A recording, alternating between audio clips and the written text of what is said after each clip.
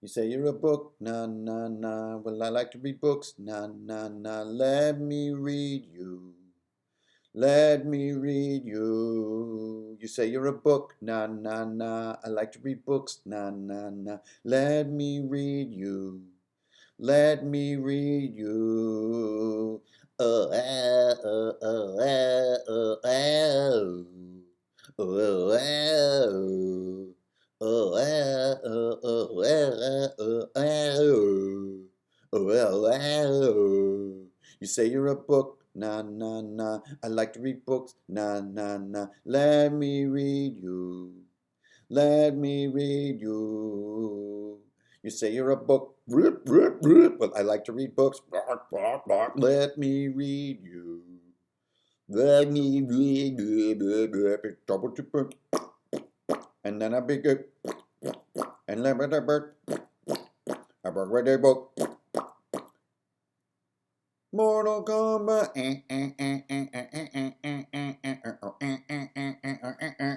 Mortal Kombat.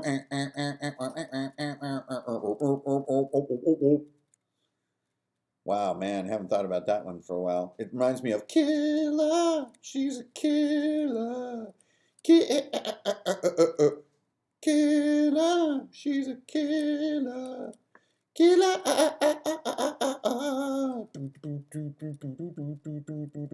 This is the fight music remix.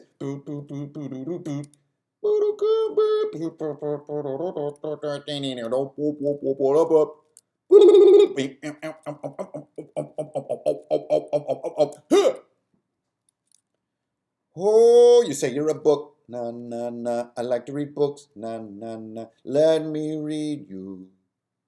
Let me read you. You say you're a book. Na na na. We just read a bunch of books. Na na na. We're gonna review. Let's do a review. Oh, ah, oh, oh, ah, oh, oh. Oh,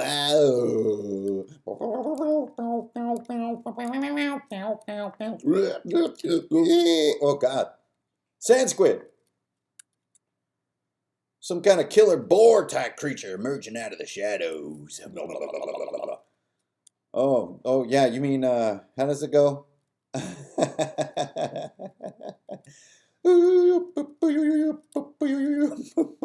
That's my version though. That's not the Vitas version. That's mine. That's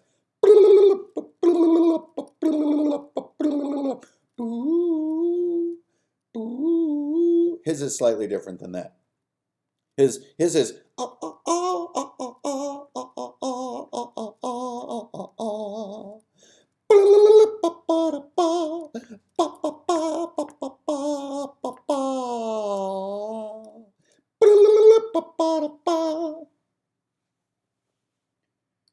deep beneath Rapan Athuk, where the books of centuries are kept. There at the bottom of the blood paths, beyond the molten salamanders, there is a library undreamed of.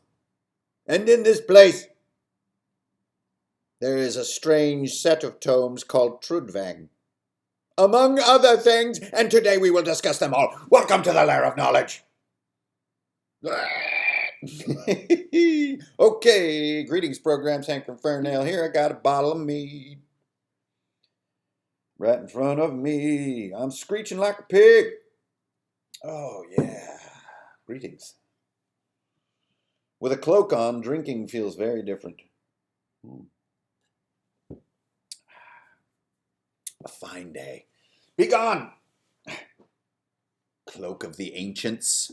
I have no need for stealth. Not now. Not ever.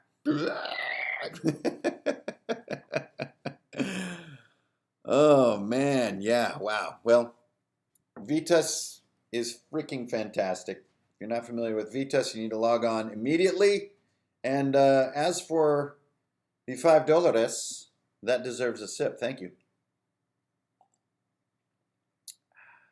Welcome back, everybody, to Runehammer. Drunkens and Dragons. We're still both. We're all Drunkens and Dragons here. We're all Runehammers. It's all the same. It doesn't matter because reading is cool. All right, I am bathing in the nuclear fire of this massive window. It's white in here. There's a bright white. It's like when that guy woke up in altered carbon and it's like, pull out the umbilicus. Where am I? That's me right now. Only instead of an umbilicus and 250 years of hypersleep, it's 4 in the afternoon on Tuesday. What's Vetus? Asks J.P. Morris. Oh, you're in for a treat, my friend. Prepare your soul to burn in the fire of Vetus. Okay, enough. Lair of Knowledge is usually a far more dimly lit video, but today we're going to keep it nice and bright so everybody can see. And we're also doing Lair of Knowledge live, which I think is kind of exciting. I'm getting a lot more excited about live transmissions lately. Let me make sure we can see everything there. There we go. There's just more interactivity to it, and I just have more fun. Recording videos is really fun, and doing like edit humor, you know what I mean? Like where I'm talking, and then I edit out when I'm sort of saying For some reason, it's just endlessly funny. I don't know why. It's probably like the oldest form of television humor there is to edit out things between sentences. But for some reason, it's comical. But I find that the live sessions just feel a lot more real. They feel a lot more substantive to me, and I find myself getting much more excited to do them than I do like recording. I guess it's just it's more like Roll20 as opposed to just filming alone in your room. Now, in the early days of Drunkards and Dragons, I really had a blast filming alone because I had so much that I wanted to get out in front of everybody. But now that a lot of that is out, a lot of those early design videos that I did and crafting videos and things, now it's a lot more about what's happening currently. It isn't this big buildup that I have. Like, you guys, I've been waiting to tell you guys this stuff for 20 years. Well, no, you know a lot of what I've gotten a lot of it out now. So now it's more what's happening right now. And to me, that's a lot more fun to do live. Oh, hey, King Milk Dud, that's great, man. Well, that's awesome. Thanks for reading. Great, good to have you. Book 3 is almost done with its proofreading stage. So that is of Wolves and Wonders. That's the 3rd novel. It's almost ready for everybody. So very excited about that. But that is not the book we're going to talk about in Lair of Knowledge today. So you guys know what Lair of Knowledge is all about, is that each month I try to absorb as much as I can to push my hobby forward. And it isn't just, that I want to buy things and hoard them, although, that's always fun. It isn't that I just want to make my shelfie epic. It isn't that I'm going to play every RPG that I buy. Lord knows, and I know you guys can relate to me, you don't always buy an RPG because you're going to force your friends to play it. You're going to get an RPG because you want to add to your repertoire. You want to add to your knowledge, to your theory base, to your idea base, and then process it into your game in your own way, right? And to me, this is why it's one of the great sort of limitless elements of our hobby, is that there's always more frontiers to explore. Even if you read a huge book or set of books and use 1% of it, you use 1 page out of it, and that's a cool feeling, and that's part of the hobby. And if you feel that impulse like I do, then you are absolutely an RPG hobbyist like I am, and I welcome you. Now, the Epic Shelf is, of course, also a huge part of it. And playing near your shelf and around your books and like living your daily life around lots of books, I think is a really cool feeling. Whether they're RPG books, novels, philosophy, anything, history, books have a great presence in life, and I love reading, collecting and reading. And there's just something that nothing in our modern culture can replace. That books are just magic. There's something really cool about them. And so we come to Lair of Knowledge. Now, everything that we're going to talk about today is the reading list from January. Okay, so maybe I'm a few days late here, but all right. It's so good. So I managed to make a journey down to the place that stocks Hidden Legend the other day, and I stocked up. So I've got 3 bottles of Hidden Legend to work through. Now, nothing against homemade mead, because it's always better, but I really like Hidden Legend. Okay, let's get to the first book. Enough crap. I'm always loading these videos up with garbage at the beginning, just like blah, blah, blah, blah, blah, blah, blah. Blah, blah, blah, blah, blah, blah, blah. I need my own house so I can put more books in it. That's a good reason to get your own house. All right. What's this here? What's this here? This is the first volume of Lankhmar, or Swords and Deviltry, is one of its other more well-known names. So right at the end of December, we all decided as a group that we were, that we were going to read the first Lankhmar book, and we were going to talk Fafhrd and the Grey Mouser for a while and read the book together. Now, some people on Twitter, I know, jumped in with me, read the book. I know a few people got the audiobook. And I had actually read this a few years back, and I just kind of came back and I got the audiobook version. I wanted to compare the two experiences. So first of all, Lankhmar is by Fritz Leiber. Fritz Leiber is one of the true pioneers of sword and sorcery, but in the particular sense of sword and sorcery. Now, I wouldn't say he's a fantasy pioneer, but he is a pioneer of the kind of more sort of sultry, more morally ambiguous, sort of polluted, dirty side of swords and sorcery, which I think also, Conan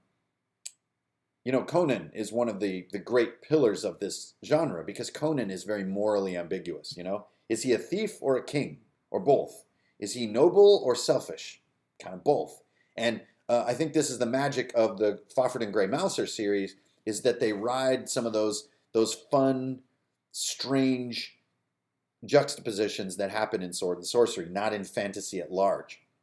So for those of you who read the first book, it basically covers sort of origin stories, but not quite origin stories for both the main characters, Fafhrd and the Grey Mouser. Fafhrd being the sort of fighter, but who's a very thoughtful individual, and Grey Mouser, who's sort of a cat-like, kind of odd little creature, kind of twitchy little creature, but who has kind of a good heart, but also almost no scruples. Like the story where he goes with Glavis Rowe and everything, the magician who is sort of assassinated, and the moral stance that Grey Mouser takes is downright dirty. It's kind of gross in spots. And another complaint that comes up with Lankhmar is that it can have some heavy sort of sexual innuendo, which I know that some Conan stories have too, where, there's like scantily clad women that are, described in too much detail. But I can't see anything, bro. Well, that's unfortunate. What was I saying? Oh, yeah. And so that does put some people off. And actually, I could see that. I don't know if that has a really good effect on fantasy. I think when it rides the right line, it can be really fun. And I think Conan actually does it with more grace than Fritz Leiber does. I think, for whatever reasons, I think Fritz Leiber is a little more clumsy with the sultry side of sword and sorcery, and it can get a bit, I wouldn't say over the top, but it's a bit focal. And especially in the opening book, Swords and Deviltry, there is a little bit of focus on it. But at the same time, it is the root of the story. It's the reason that Fafhrd goes out into the world, and it is really important story-wise. So I don't think it's like out of place or a klutzy piece of the writing. But I could see how some people would be a little like, whoa, that's a little rated R for me. So be ready for that if you're going to get into Lankhmar. Overall, I think Fritz Leiber's writing is brilliant. In spots, I feel he's almost so smart in his writing, it actually kind of beats you over the head a little bit. His word selection and his sort of narrative structure can kind of want to remind you how smart he is again and again and again. And I don't terribly enjoy that as a reader. I like to just move through the events of the story and have fun. And I feel that sometimes he wants to show you the sort of verbal backflips he can do, which are very impressive, the way that he can describe and use like a very diverse vocabulary. But to me, it actually gets in the way of the story in spots. One thing that Fritz Leiber does brilliantly with his fantasy is the using of names and cultural sort of subtlety and nuance in people's names, where they come from and who they are. They feel very, very real and very touchable, and their names are very interesting, like Esadinix and Fafhrd and Vlana. These are very well done fantasy names, and they feel really smoky and really incensey and really there, really touchable. And I love that about the book. Now, if you haven't read the book, I'm not going to give away sort of, the big stuff in it. But it does have a really great ending to it that's sort of unexpected and fun. And things take a lot of twists and turns that are fun. And he does also kind of go into the wacky as much as he goes into the heavy and the sultry. So overall, I would say there's a reason that Fritz Leiber is heralded as one of the ultimate inventors of sword and sorcery and one of the masters. I really do think he's really good at it. It's sort of a matter of taste of flavor, what kind of flavor you like. The quality is here. It's just a matter of if you really like the flavor. Do you like this smoky flavor to your fantasy? And I could see how some people wouldn't. It makes sense to me. So thanks everyone who on Twitter and on YouTube and everyone on Facebook who decided to jump in and read this with me. It was a great read. It was fun. All part of the January madness. So that is Swords and Deviltry, the first book in Lankhmar, the Tales of Fafhrd and the Grey Mouser. And yes, there were some Mignola things that happened around that. This is the Mignola cover, and those things are also awesome because anything that Mignola does is absolutely awesome, and you should support him at every turn. Okay, that's the first book for January. We all read it together. And thanks everybody for joining in. Totally fun. Okay, so the next one is, there's so many to choose from. A couple of these are a little silly, and this is just 1 month. This was a big month. There's a lot to do. Okay, the next one is this little guy by Bloat Games. So they have a few games in the Survive This series. They did some superhero stuff. And this is their sort of tribute to the Stranger Things genre of storytelling. So you have, these 80s kids going up against, sort of dark forces, which include local town monsters, supernatural forces like vampires and zombies, as well as some sort of almost like gang-like stuff. It's great. It's sort of basically striving to capture the tone of Erie, Indiana, of Stranger Things, of Goonies, of E.T., kids on BMX bikes who are battling forces that adults don't know about, and they're kind of way over their heads.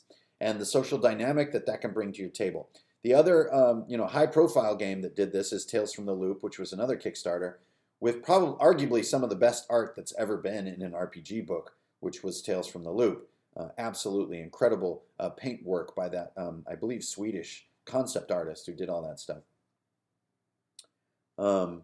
No, this video is not about D&D modules, Michael, but we'll get around to that someday. So this is the next one I wanted to review. And because like so many books, lots of books that I never talk about on the channel, this just came to me. I am working with Eric on his next book, which is a vigilante book, Vigilante City. And so thanks to the awesome willingness of Eric and Bloat Games, I'm the sole artist on that book, so I'm super excited to do that. This book is very interesting. Now, I think the content of the book, the written and the imaginative content of this book is absolutely awesome. The adventures that they give you in this book are really, really good.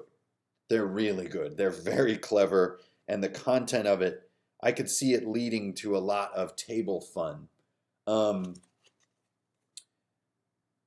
I do have some critiques of this book, which is that, and these are things that Eric and I have already talked about, is that they have used sort of multiple artists, and sometimes that can create a bit of turbulence in a book. And also, I think just as a publisher, they're growing. And so the book craft of this book, I feel could use a little bit of improvement, I got to be honest. But the substance in here is great. I felt that same way about Death is the New Pink, where the substance was just fantastic. But as far as the overall book craft, it wasn't like reading Symbaroum or something, where Symbaroum is just so pretty and so crafted and so amazing looking that almost half the content you never even read because you're so enamored with the book. This is in some ways diametric to that, where I think like Eric's ideas and his writers who are helping him out are really, really good. There's one in here where you hunt down sort of like the hometown monster, you know, like the lake monster in a small town in the Midwest and your kids on bikes and stuff. That sounds like a really fun one night of tabletop to me. That sounds like a hoot. And one guy's a bully, one guy's a nerd, one guy's, you know, a jock, and it's all stuff we can easily role play. And it just has a lot of fun packed into the pages. So I definitely recommend the Survive This books. And I think the reason I want to recommend them is I have a feeling they're going to get better. And I like Eric's style in that he does relatively small scale Kickstarters and he delivers fast and you get your book. And I really, really respect that as someone who's done a Kickstarter. Yeah, I think this book is getting even more attention maybe than Eric anticipated. And I hope bringing more attention to the Survive This books in general. And I think they're going to get better. And I want to be frank, so totally brutally honest, I totally want to team up with Bloat Games. I have a good feeling that this makes a cool collaboration for the future. Jekyll, Eric sent this right to me, but if you just do a few quick searches, you can get a hold of these.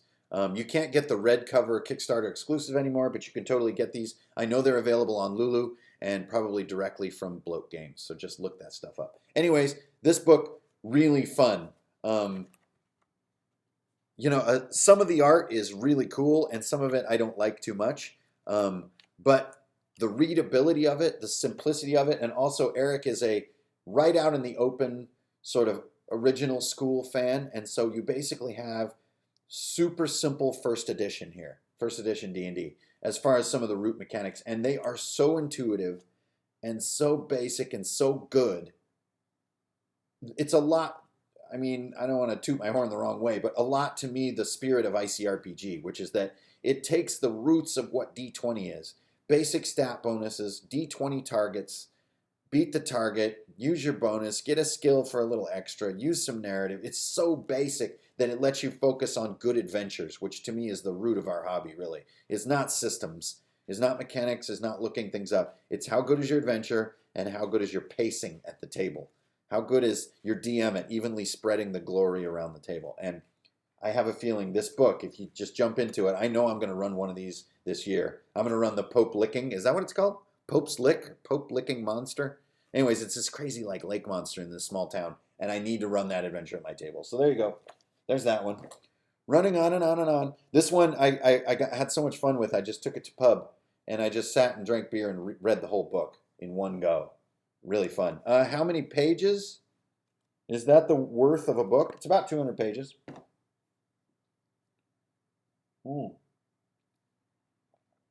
Yeah, and on DriveThruRPG. So thanks everybody for tuning in. We got 2 books down and we got a few to go. So that's really cool. Okay, this next one's going to blow your mind. This is a blast from the past. Now, this is another book where I'm not looking for like the most popular books right now. Otherwise, I'd be reviewing, I don't know, Chult or something, or Stars Beyond Number. Those are great. Or like the Genesis system, super fascinating. But those books are very well covered on the internet. So I like to just kind of show you guys my little corner of the world.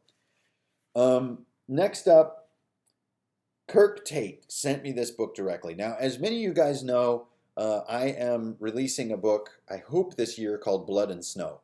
And it's a sort of a setting book, a novel. It's going to be a little bit experimental in its format, but it's basically a prehistory source book for like an Ice Age, but a weird alternate history Ice Age with this sort of anchor stone and the maelstrom of time and all this. D&D hipster. Right, that's me. That's me. I'm the D&D hipster. Man, it feels good. And I think I was a D&D hipster back when I coined that term. Did I coin it? I think it's an RPG hipster, because a D&D hipster is like Critical Role. Like they're totally into D&D, but they're kind of hip and good looking, right? But an RPG hipster is someone who's like in on the underground RPGs, not the mainstream ones. Okay. Are the Drunkards and Dragons drinking games still posted? Absolutely. Absolutely. Have fun with those. Tower of Death is the one you want to look up. Okay. Whoo. Hank is still drinking. What do you mean? Of course I'm still drinking. Was there a time when I wasn't drinking? Ew, sounds horrible. Okay, Next up, this one's going to blow you guys' mind. So Kirk Tate sent me this book because he heard that I was going to do the Blood and Snow prehistory setting. And he said, hey, dude, yeah, back in the day, I actually wrote GURPS Ice Age. I think I've got a bunch of copies in my basement if you want one. And I'm like, oh my God, that's a relic of a lost age. So he sent me this bad boy right here. Can you believe this? GURPS Ice Age. How about this? Let's check the date on this sucker. Looks like 1989, people. 1989. What you know about this? Getting pencils and posters. Getting pencils or posters for drunks. I'm not sure. Pencils? Whoa, that is a crazy, amazing idea. Runehammer pencils? Anyway, GURPS Ice Age. Kirk Tate, the author of this book, sent me this from his basement. This is like a legitimate relic. Okay, so I went into it, read through this. Now, there's a couple funny things. One, Kirk came at this as an anthropologist. So he totally gets into the actual Pleistocene, the actual early human history. Now, I can see how this could put some people off. There's a lot of science in the early part of this book, like what really happened with actual human development. Like, whoa, right? And so that's interesting. Yep, Ragnarok. Okay, so that's interesting. But then in the second half of the book, things get a little more interesting. So he talks about some of his campaign ideas, which I think are way better than he gives himself credit. So he really quickly, almost in one paragraph, says like, hey, here's like 5 quick ideas for campaigns you could do. And it killed me because I thought, oh, dude, you could have written 5 pages on each one of those ideas. They're good ideas. But he just kind of moves through it quickly. He talks a little bit about slapstick caveman humor, which is great stuff. And then some interesting mechanics toward the end about like enlightened cavemen who did like paintings and like worked in these trances and sort of saw beyond time and the shamanic stuff. And this part of the book is really cool. I really like it and did give me some inspiration for what I'm working on. So first of all, thank you, Kirk, so much for sending this book. But also, it's just great to read this stuff because it takes you back so far. And GURPS was one of the first games that I ever played because I understood it. 3d6, beat the number. And, you know, advantage, disadvantage to build your characters. Advantages cost, disadvantages give you points. It's so modular and so hackable. And I loved it. And collecting the world books was really fun back in the day. Now, the crazy fun thing about reading these ancient books is to see how far our hobby has truly come. And I don't just mean in like production value. I mean in the usability and the thinking results. I mean, think about this. 1989, this is 30 years ago. Right? Yeah, 30 years ago. We've had 30 years to refine not only how the books are made, but also the thinking that goes into the books. And I think this is where the biggest advance in our hobby really is the thinking. So I felt the same thing playing Deadlands the other night with my good friends. That was great. We had a blast. But it was also, we were a little bit clunked by it. And then I realized, you know, Deadlands actually comes from back in the day a little ways. And I feel that Deadlands could have been written in a more modern way.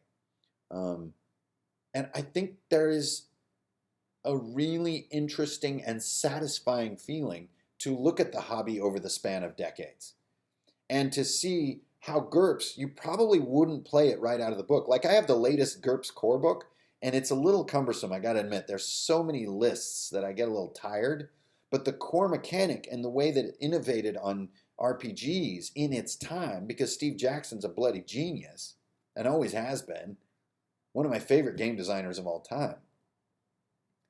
The context that GURPS gives to the hobby as a whole is, I think, the fun of seeing the joy of such an old book in the current context. And I gotta say, Shadowrun, yes, is a great example, Patrick. Great example. Shadowrun gave us like dice pools. And of course it gets out of hand. And no one wants to roll 10d6. I think it's super klutzy. But the idea of rolling and modifying a dice pool and going for a high number, that's also how Deadlands works. That's how a lot of great games work. And it's a really fun way. In its time, it was terribly innovative. Nowadays, we get to build on all these concepts. Trying to pare down growth. Yeah, Zach, I think the best way to approach GURPS is to just use the 3d6 beat target, advantage, disadvantage methodology and go from there. You do not need all their lists and craziness. You can just completely boil it down. But their point-buy character making, I think, is really great. The way it uses advantages and disadvantages. And also just 3d6 instead of d20 is a huge factor. It's, in a lot of ways, a little easier to understand and easier to do game design for 3d6. So, hey, I hope you guys are having fun, hanging out. It's good to have you. I don't know how to scroll over here. Can I scroll over here? I don't even know if this window works. Does this window even function? No. Whoa, what have I done? I don't even know what I've done. I think I clicked something. Hang on. Oh, good grief. Now I'm just clicking all kinds of stuff and you guys have to sit through it. Okay, there we go. There I am. I'm in recursion mode. Oh, I hate it when... There we go. Okay. Whew. I still can't see the data I wanted, but I don't care anymore. I've lost my interest. You know, this happens to me so much when I try to click things. I click the wrong thing, and before I really find what I'm looking for, I lose interest. Okay. So anyway, there you go. Thanks, everyone, for hanging out. The Conan anthology, Clint, is great, but you've got to read the first Dune book. It's absolutely required reading, so you'll probably get through that quicker than the Conan anthology. Oh, Kung Fu says Conan first. Yeah, JP Morris, I agree. And I think this is why Skirmish Gaming loves the D6 pile, at least get 1/6 method, because it's so much simpler and faster to evaluate. And I think that's why it's a great addition to the overall toolbox. You know, exactly how that fits into your game, oh man, there's a million ways. Yeah, that was totally a joke. I meant that as a joke, Benjamin. I have received so many messages and comments about how room design is not unpopular. It's popular. I know that, you guys. I know because everyone constantly harangues me to do room design videos. So I was just joking around. Welcome to room design. Nobody really wants to watch it, but here it is. Just totally kidding. Yeah, Fire and Ice was a huge labor. That took a lot of work. Okay, next we got our biggest one for today. All right, so which one? I really should show this one as the poster boy. Get ready for this, baby. Boosh. What y'all know about Trudvang? The Swedes have spoken. All right, so for those of you who aren't familiar with Trudvang, Trudvang was a Kickstarter of a Swedish RPG that was finally being brought to English. Oh yeah, Skippy, amen. I don't think the R.A. Salvatore books really stand the test of time that well. I'm so sorry, but I do think you want to read the basic Drizzt stories. They're pretty cool with Grenovar and all that stuff. Pretty cool stuff, but it just goes on and on and on. There's just too many of them. Maybe that's the problem. Okay, back to Trudvang. Stop distracting me. There's a Kickstarter to bring this brilliant Swedish RPG to an English translation. I joined that quick Kickstarter at its highest level, and 14 months later, I got my books. I am not joking. Okay, so Paul Bonner is one of the key artists for Trudvang. He's one of the key painters, but even more interesting is Alvaro Tapia. And here, I'm going to type his name into the chat because this is an artist that I absolutely love. So Google Alvaro Tapia with Trudvang on your search. His pencil art is the reason I play RPGs. It is brilliant. Now, Paul Bonner is more famous and does, you know, all the covers. Here, let me show you some more of the covers. There's 7 books, which is also, well, we'll get into that in a second. But you know, his imaginative treatment of an RPG universe is just brilliant. It is amazing. No one can paint dwarves like Paul Bunner. He makes dwarves cooler than they've ever been. And he makes this world more dim and more mysterious and wonderful than so many other RPG worlds. So anyways, these are just part of the... And I got to say, their module book, a very playable, very brilliant module. I love the dragons that Paul Bonner does. They're so crazy. What is your recommended book for beginner dungeon masters? Don't. Just get the free SRD. Don't get a book. Learn the basics. You don't need books. You don't need Fandelver to get started as a DM. You do not. It's more important to be a skilled DM than it is to buy a bunch of books and just have them sit there. Yeah, thanks, Kung Fu. I appreciate that. Hey, Clint Faulkner, that earns a drink right there. Thanks, man. You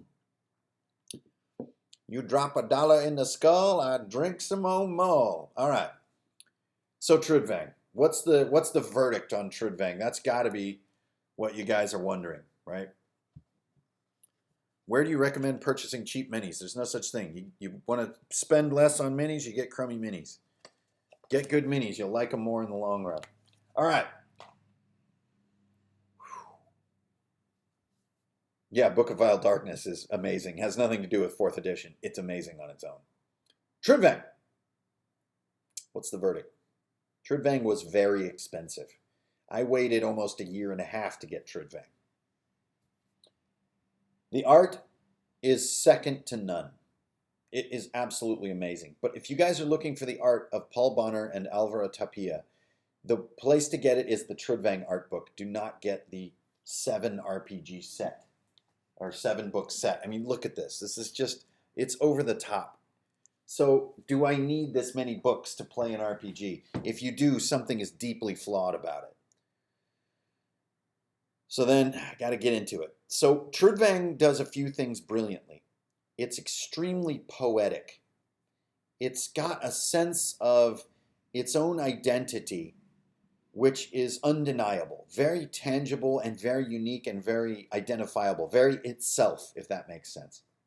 And I love that about it. It brings the innocence of making an RPG back, you know, like we're going to invent everything. We're going to give you stats for, you know, a bed. How many hit points does a bed have, right? And like, it also is very original. It treats things. Its magic system or its Vintner system is strange and unfamiliar and weird and hard to grasp, but it loves itself in its own terms.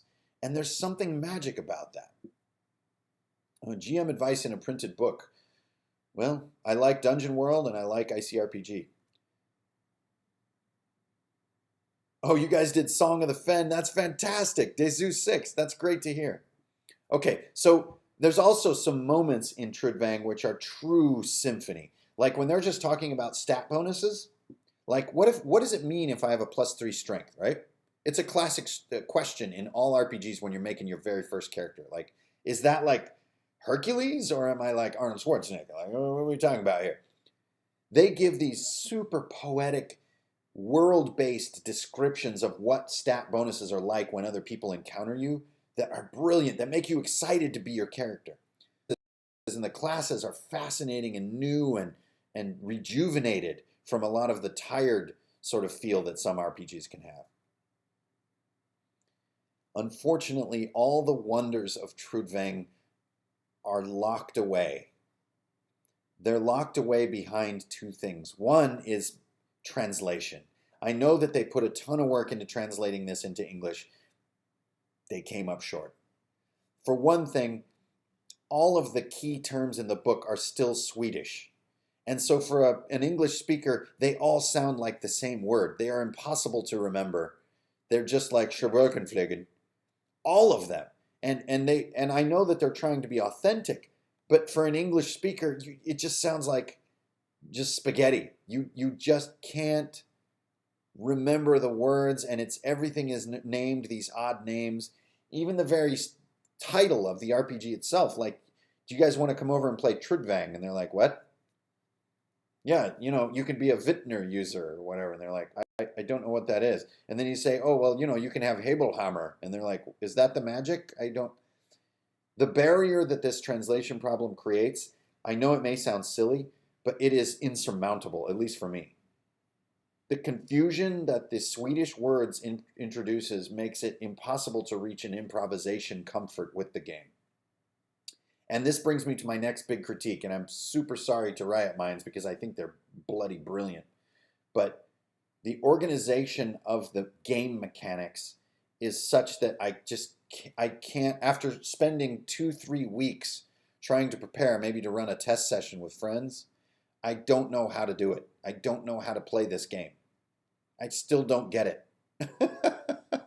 I don't get how to run magic. I don't fully get like armor and injuries, and I just don't get it. The organization is baffling, and there's so much material. I wander off into the monster stuff. By the way, their bestiary is incredibly cool. Alvaro Tapia is one of the more key artists in the bestiary, so it's more like pencil art. Oh my God, it's cool.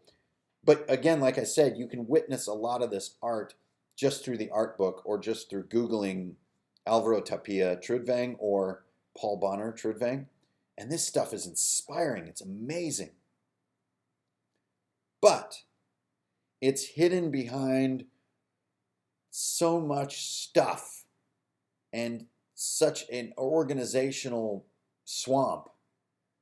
I just couldn't find the sort of the root of the truth in it. You know what I mean? In almost all RPGs, there's one page or maybe 2 pages where you can absorb the entire thing by looking at that 1 or 2 pages.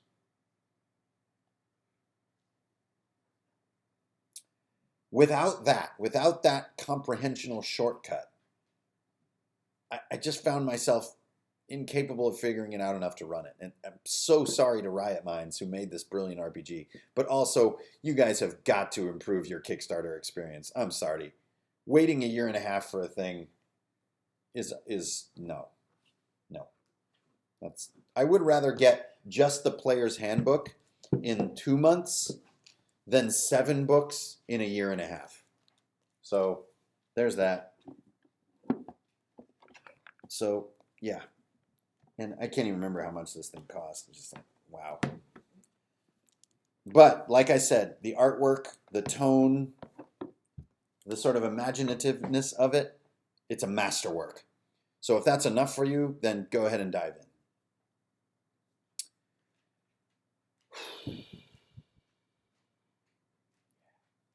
That's Trudvang. That's a heavy one to get off my chest, you guys. I have been struggling through those Trudvang books since mid-December, trying to find the gut, the part I could hack. And I just couldn't see it. They do have a neat adventure in there about this kind of forest full of whispers and mysteries that's pretty damn cool. It has nothing to do with the game. But again, there's so many weird Swedish words mixed in. It can wind up confounding you. No, the neometric, I wanted to, but I just couldn't. I think I would make a mess of it. It's not like Dungeon World where I read it and then the next day I felt ready to run that game. Check, this will probably be archived, yeah. I know you guys get frustrated occasionally when I don't archive some of my live stuff. It's because we have audio problems or drinking, or also because sometimes there's accidental screen sharing that happens that can show undesirable information that really should not be archived. And those are pretty good reasons. Also, sometimes people think they mute their mics and they don't, and you can hear them talking to their families and stuff in the background, and I don't like to archive that stuff. And I stand by that decision. So every once in a while it happens. My stream health looks really, really good. My output seems really good, so I'm not sure. Wait, Swedish? What's Swedish? I'm Swedish. Well, then you missed the entire last segment, my friend. I'm sorry, Anton. We're talking about Trudvang, which in Swedish is probably one of the most brilliant RPGs written of all time. But the translation, especially for how long it took, I'm just going to have to... Okay. Yeah, as far as running games, Neometric, I'm sticking to RPG for the foreseeable future because to me it's the most most hackable game ever. And so I could run anything within hours. And that's really important to me. Okay. That's that. That is most of the reading. Now, I did want to give a little bit of a plug because it's part of January reading, you guys, part of January books. ICRPG Worlds. I came back, I finally got this in the mail, and I came back and read this book trying to put my mind in a new reader's mindset. Yeah, Axebane, this is the first live Lair of Knowledge. Isn't this weird? So I tried to put my mind into the I just got this book and I don't know it mindset, which I had stepped away from Worlds for, at least a couple of weeks and hadn't read it. But, having written it and proofread it, I read it a lot. And I have to review my own book, right? That's only fair. I review other people. I should stand to the same critique. Well, I like my art. My art's cool. I like the art in Worlds a lot. I like the usability in Worlds a lot. But you know what? There is one thing that I kind of wound up not thinking is an A+ in Worlds, which is the density. The density of Worlds can be a lot to read in a single session. And you know what? This is where I really have to hand it to Eric over at Bloat Games, is that he kept his density at the right level. And this means, air on pages, air in layouts, as well as conceptual air. So before you move me to another concept, give me a little bit of air in the read so that I can soak it in and then move to the next concept. And I realized that in my fervor to make Worlds like a really high value, dense book, yeah, you kind of read it in pieces and it's just like, whoa, that was like a whole thing. Okay, before I even read the next set of concepts, I need to stop for a second. And so I feel maybe Worlds is a little bit dense. Now, maybe some of you guys think that sounds exciting, but for me, trying to sit and read like almost a third of the book in one setting, whew, it is jam-packed with stuff. And I'm not sure that's the best approach. I think sometimes the conceptual absorption rate needs to be played to in a book, even if it reduces the amount of stuff you get. Another book that I feel made this mistake a little bit is 13th Age, which is a brilliant book, but at times is hitting you with so many power-packed, dense ideas that are well executed. It's just a lot. Is there a video of you running a game? Like any game? There are tons of videos of me running several games. Mud and Horn is great. Thanks a lot, man. I appreciate that. But yes, generally I only really stream Roll20 stuff with some other people who are filming and recording and streaming and stuff. I have done a few of my own, like Beneath the Door, Savages of Kath, the Splinters of Irides, and a few others. But yes, I generally believe that streaming can have an odd effect on a game. Some groups have a great chemistry, so we've been recording our Cryfoth games without streaming them, so we don't feel that live pressure, but we are going to publish those, I believe, in time. The Cryfoth group that I'm in is fantastic. Dungeon Master is Cameron Price out of Tucson, Arizona. Absolutely fantastic Dungeon Master.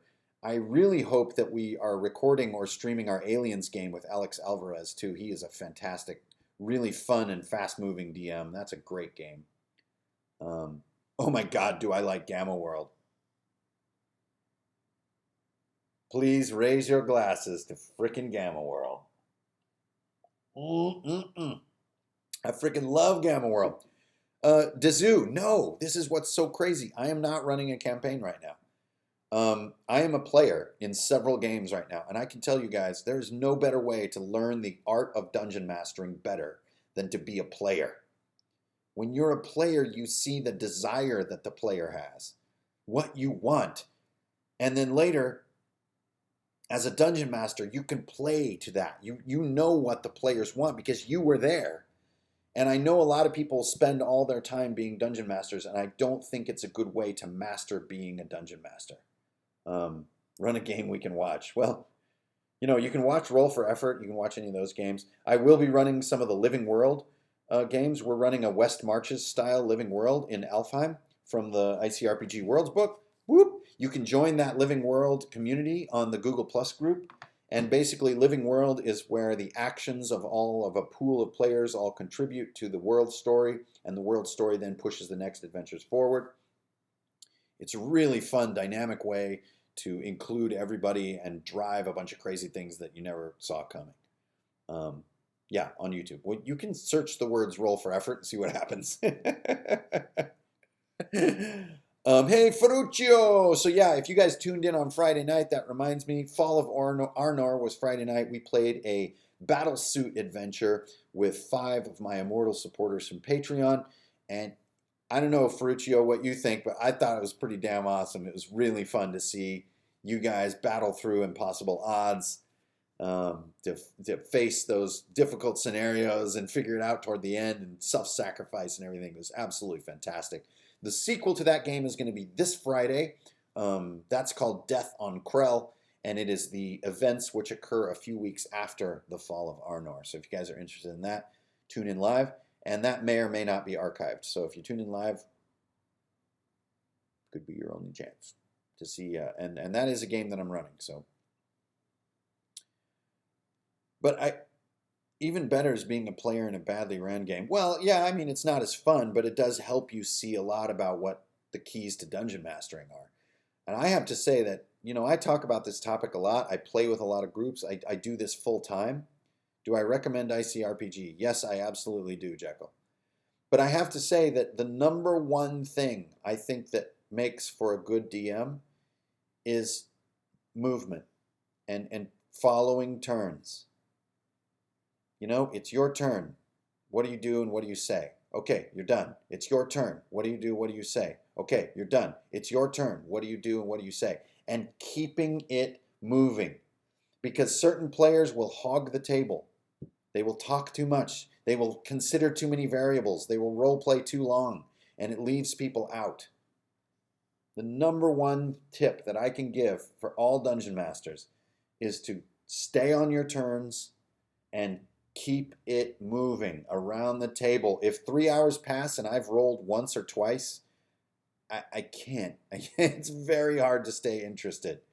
I want to roll dice every few minutes. So there you go. Yeah, hey, thanks, Axebane.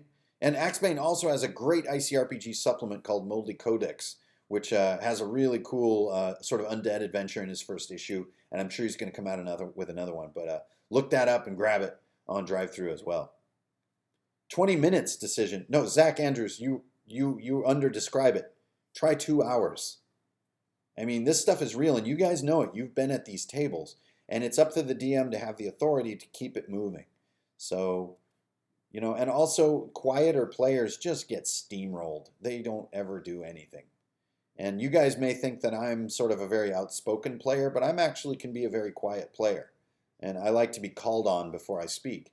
And if the DM isn't calling on people, hours are passing and I'm not doing anything, and it can be frustrating. So anyway, yeah, Jekyll, well done. Okay. That's it. That's my reading for January, guys. I mean, it's pretty easy to sum up and talk about quickly, right? But to actually read through these things enough to comprehend them, especially Trudvang. I mean, like GURPS Ice Age, I read through once and then reread a little bit at the ending, and poosh. How long have you been playing ICRPG? Jekyll, your questions are very... Is it intended humor? That's my game that I wrote. I've been playing D&D in the ICRPG style for 20 years or so. Yeah, so forever.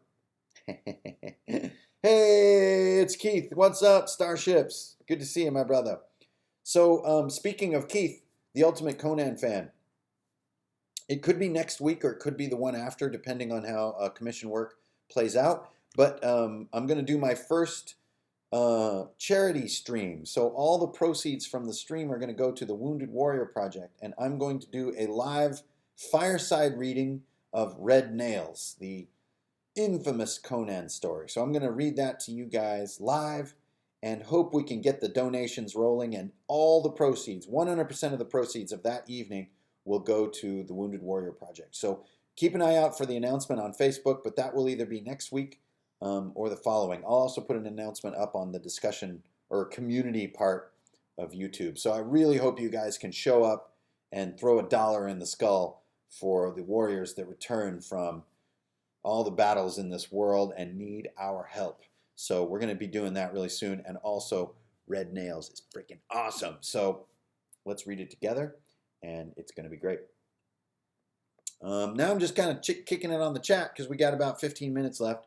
One thing I'm excited about are the Choose Your Path. Oh, yeah, okay. Axe Bane, you want me to talk about these? So this is funny. Axe Bane brings this up. Axe Bane, by the way, is a contributor to some of the ICRPG out there. I'll leave you guys to figure out what. But yeah, so today I'm taking my sort of lunch break, and I whipped up a strategy document. What am I going to do in 2018? Now, ICRPG Worlds has been a smashing success. It continues to be very successful, and I think it's really gripping with readers, and I'm very excited for that. But today I'm faced with the question, I have a lot of freedom this year. What am I going to do next? And I would open the question to you guys. What would you like me to see next? What would you like to see me do next? 2018 has a lot of freedom and a lot of possibility. So there's ICRPG 2nd edition. There is the Alfheim Trilogy Leatherbound edition. There is the Blood and Snow setting book. There's my sort of pixel art Metroid card game.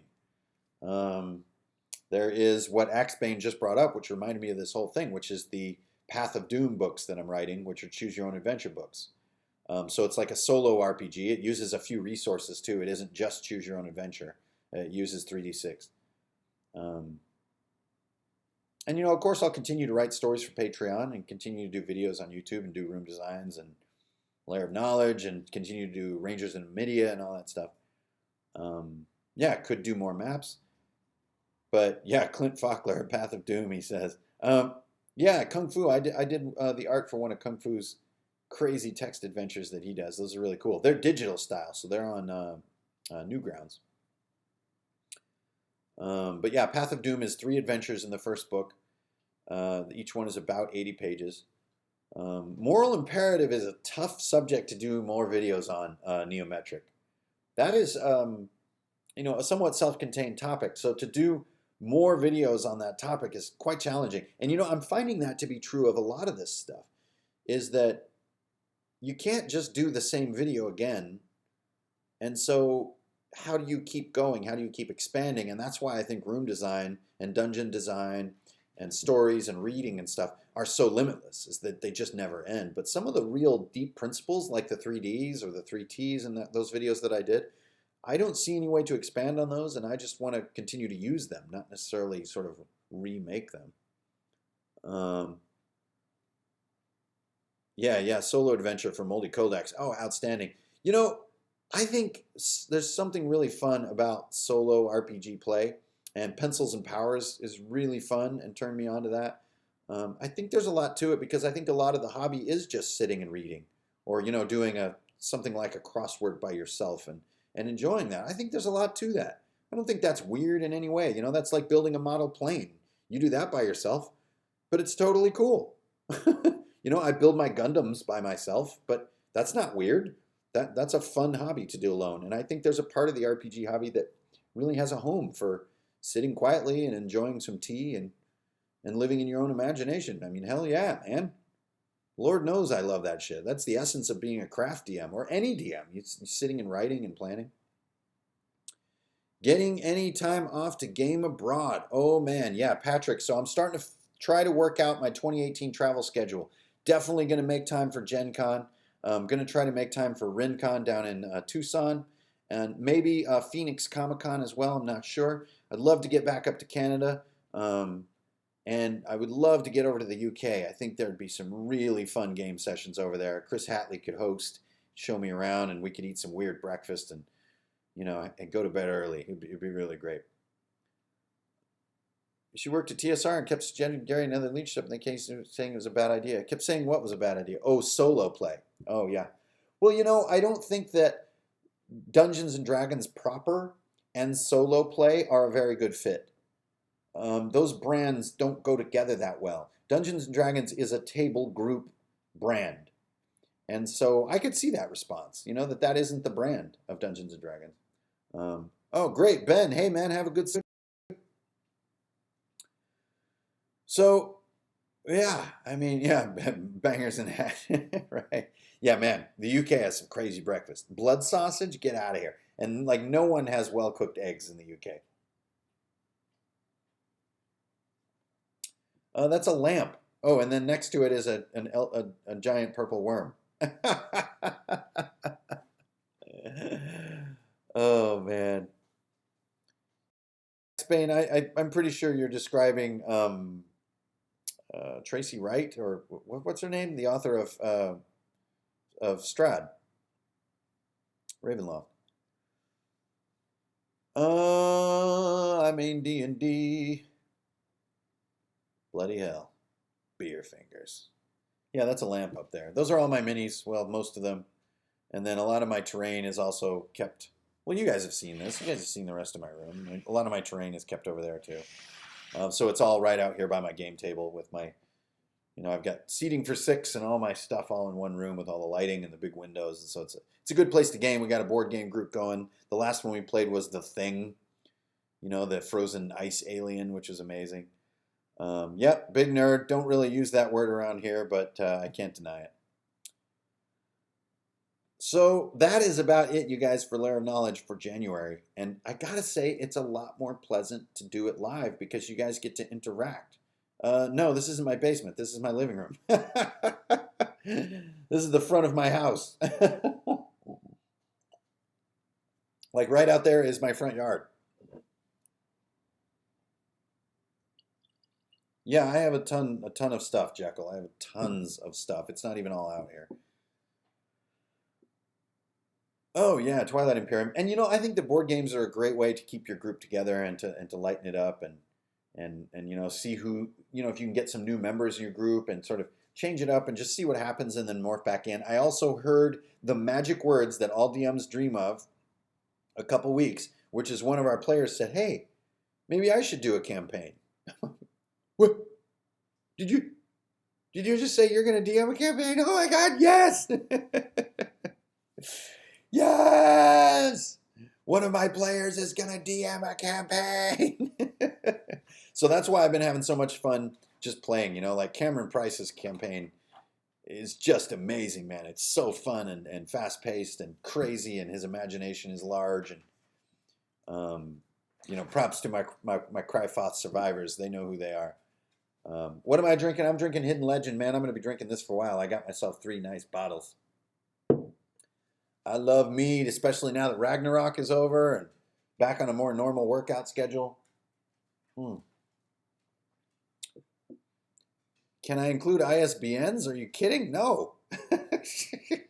Forget it. You can look stuff up.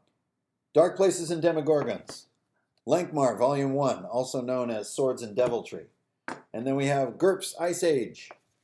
Then we also have Trudvang Chronicles, the Swedish RPG. And last, but hopefully not least, we have this humble little book right here, ICRPG Worlds.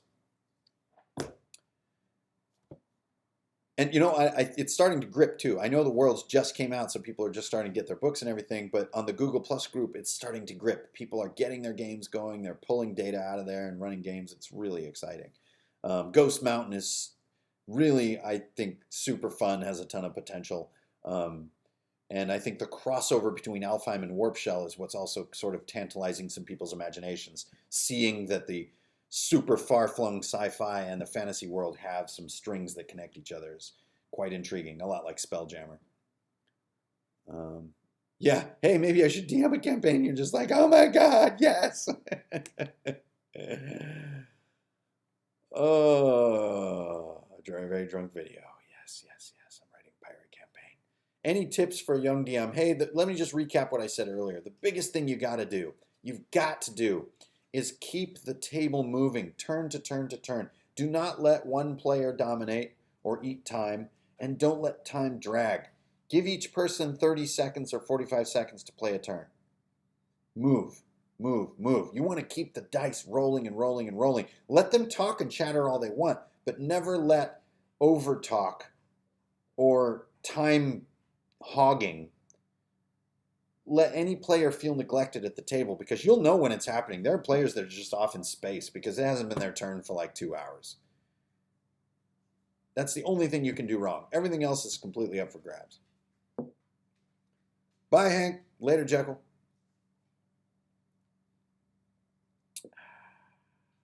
Load too much weight. Well, we're coming up on 5 o'clock. Oh yeah, Patrick. The amount of advice for playing D&D is really extreme, but I actually find that most of it is advice about the game, which whatever that game may be. It's usually Dungeons and Dragons, right? How to play D&D proper. That is not the nature of my advice. My advice is how to make the table more fun. You can play any game, but I find that almost all games are crippled by the same problems, which is long, slow turns, people who hog the spotlight, DMs who are hesitant to take control and have authority, and plots that are action and danger prone rather than boredom prone. Doesn't matter what you play. That will improve what you play. Now, as far as how to play a particular game system, I'm not the guy to ask. I don't know anything about how to play D&D. I don't know how to play Rifts. I just love playing them because I hack them down to a simple form. I don't like playing things the way you're supposed to play them. I find them to be insufferable when you play them properly. There's too many rules in almost all games. And why people spend time looking them up at the table, I'll never understand. Because if you don't know what to do, just say, hey, beat a 5 on a d6. Oh, that sounds like a pretty hard roll. Yeah, this is tough. You know, you're hanging out the side of a moving train and you're trying to shoot a womp rat. Right? I mean, the fundamentals are there. The excitement is in me saying what I want to do and rolling quickly, not looking at a book. So there you go. And you know, every once in a while it's going to happen, sure, but this is the ideal that we aspire to. Yeah, amen, Chuck. Hey, Chuck, good to see you. I just started as DM first time. Crafting vids helped me out. Yeah, hey, Daniel, good to hear, man. Yeah, it's hard to go back to Theater of the Mind, especially at least once you've gone to dry erase maps. You know, Theater of the Mind just leaves you a little flat. It also induces lots of unnecessary questions, which eat table time, which is the heresy of the table. Yeah, geek of all trades. Man, I could not agree more. You've got to read all the rules because you need your nice theoretical foundation, but the game itself is a totally different thing from reading a rule book. Totally different thing. It's a social behavior. Yeah, hey, Mike Kenny. Yeah, Runehammer as a term and Hanker Infernal has found its way into the craziest places. You know, if you guys are ever out playing World of Warcraft, see if you can go find Hanker Infernal. He's in there. Yeah, you know, and winging it with skill and with nuance and with excitement, that's the art of being a DM. I think there's a lot of people out there that want to tell you that to be a dungeon master, you need to know a bunch of things, and I find that to be completely false. You can be a great DM with 1d6 and a pencil and paper. It's a social behavior. It has nothing to do with a game system. A lot of times my players know the rules and the systems way better than I do. I am the social leader of the game, not the rules master. And this is a huge leap to make. And so if you're going to be shy or timid, it's going to be very difficult to be an exciting game DM or game master. It's a social behavior, not a rules behavior.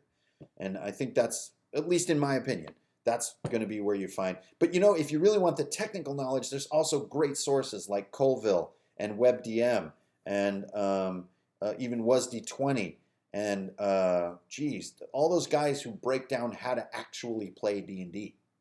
I don't do that because I don't know how. I've been playing D&D since I was like 10 years old, and I don't think I ever did it right.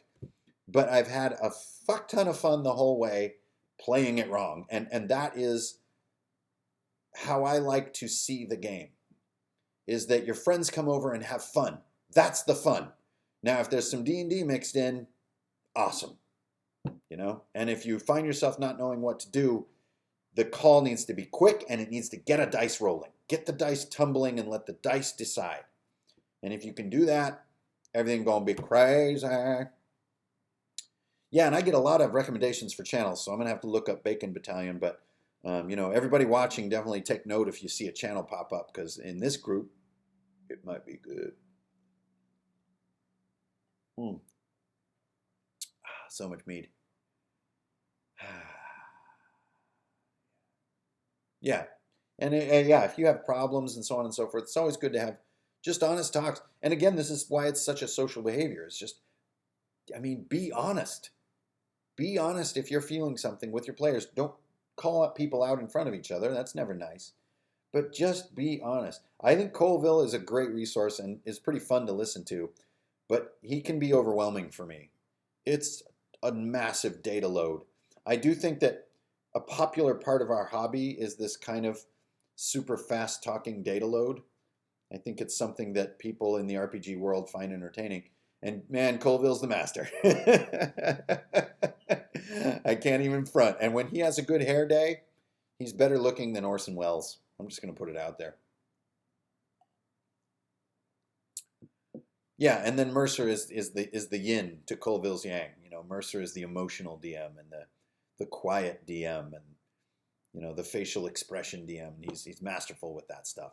And I really respect the hell out of these guys. They clearly have been living it. They're clearly real. And they've taken different paths, and there is room for everyone to take a different path. It is a huge, diverse hobby, and it's not a competition. And so it's just great to have a time with such lively community happening. Yeah, also Satine does great, and she has her own style, which is also different. It's this almost like cartoony enthusiasm that she has is her style, and it's also really fun.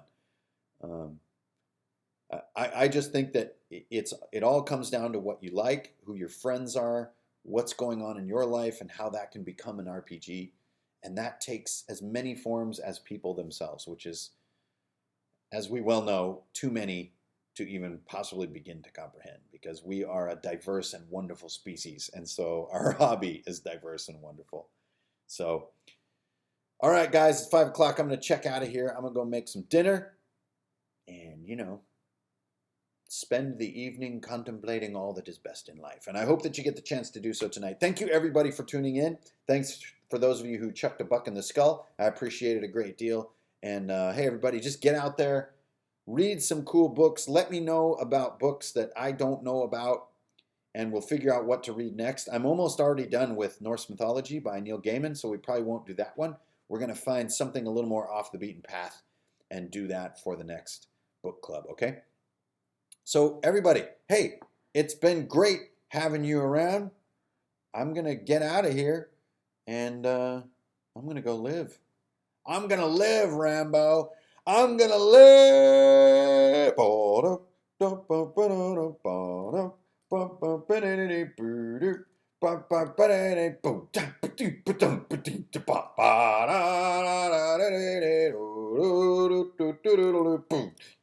Ba-dum-bum-boom.